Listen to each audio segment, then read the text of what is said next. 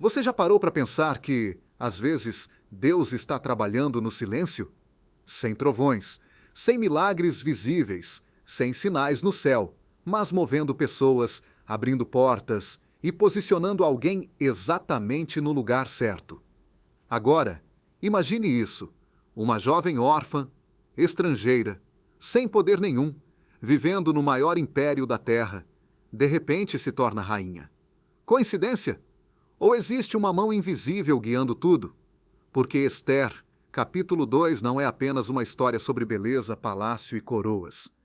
É uma história sobre propósito, sobre preparação e sobre como Deus pode usar momentos improváveis para mudar destinos inteiros. E talvez isso tenha mais a ver com a sua vida do que você imagina.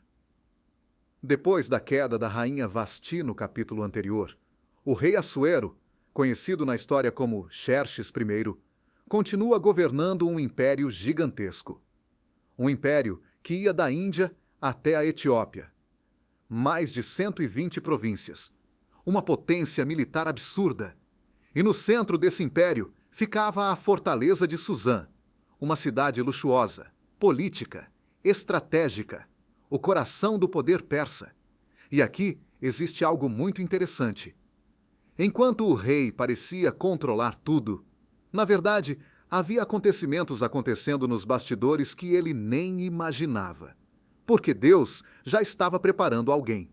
Os conselheiros do rei sugerem então algo quase inacreditável. Uma espécie de seleção para encontrar a nova rainha. Moças jovens e bonitas seriam levadas ao palácio. E aqui vale uma pausa. Muita gente imagina essa história como um conto de fadas. Mas não era.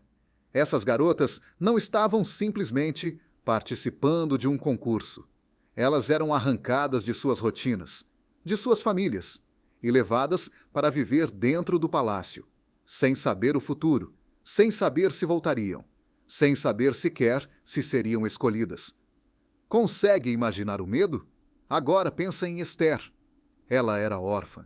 Já tinha perdido pai e mãe, já carregava dores silenciosas dentro dela, e mesmo assim, a Bíblia diz que ela encontrou graça diante das pessoas. E isso é poderoso, porque às vezes achamos que nossas feridas nos desqualificam, mas Deus pode usar exatamente a história que te machucou, para te preparar para algo maior.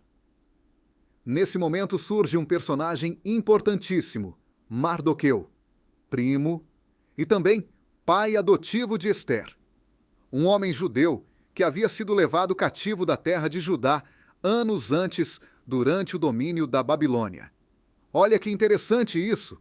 O povo judeu tinha sido arrancado da sua terra, humilhado, espalhado entre impérios estrangeiros. Parecia o fim da história deles, mas Deus ainda estava escrevendo capítulos novos. E talvez você precise ouvir isso hoje.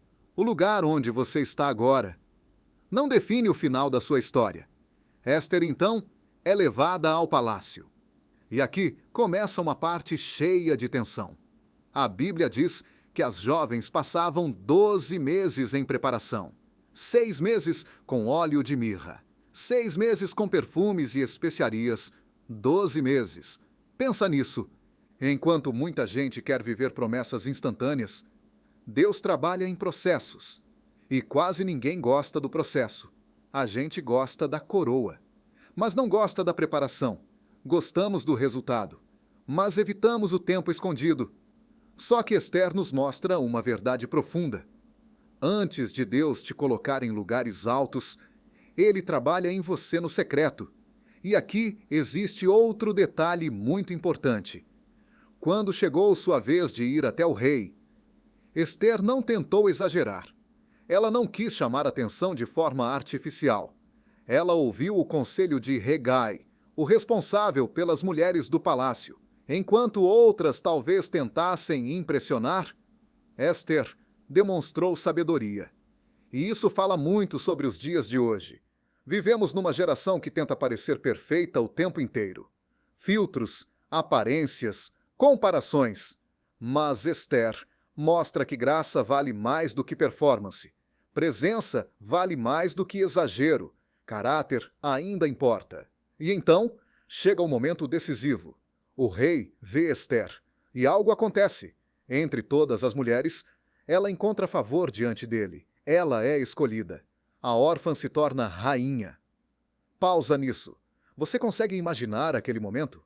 A menina que perdeu os pais, agora recebe uma coroa diante do maior império da terra. Mas aqui está o detalhe mais importante. Esther achava que aquilo era apenas sobre ela. Mas não era. Deus estava posicionando Esther porque, em breve, o povo judeu correria perigo de morte. E ela seria a pessoa certa, no lugar certo, na hora certa. Só que ela ainda não sabia disso. E talvez seja exatamente assim na sua vida hoje. Talvez existam portas se abrindo, processos acontecendo, mudanças inesperadas. E você ainda não entenda o motivo. Mas Deus pode estar te posicionando para algo que você ainda nem consegue enxergar. Só que o capítulo ainda guarda mais um detalhe importantíssimo. Enquanto tudo isso acontece, Mardoqueu descobre uma conspiração. 2 oficiais planejavam matar o rei. Mardoqueu avisa Ester. E Ester avisa o rei. Os homens são descobertos. Fim da história? Não, porque essa informação é registrada no livro das crônicas do rei. E aparentemente esquecida. Mas mais pra frente, esse detalhe vai mudar tudo. E aqui está uma lição poderosa. Nada do que é feito com fidelidade passa despercebido diante de Deus. Mesmo quando ninguém reconhece, mesmo quando parece pequeno, mesmo quando parece esquecido, existe coisa acontecendo nos bastidores. E sabe o que mais impressiona em Ester capítulo 2? O nome de Deus nem aparece diretamente no capítulo, e ainda assim, ele está em todos os lugares. Na escolha, nos encontros, nos atrasos, nos detalhes, nas portas abertas, nas conexões improváveis. Porque Deus também trabalha no invisível.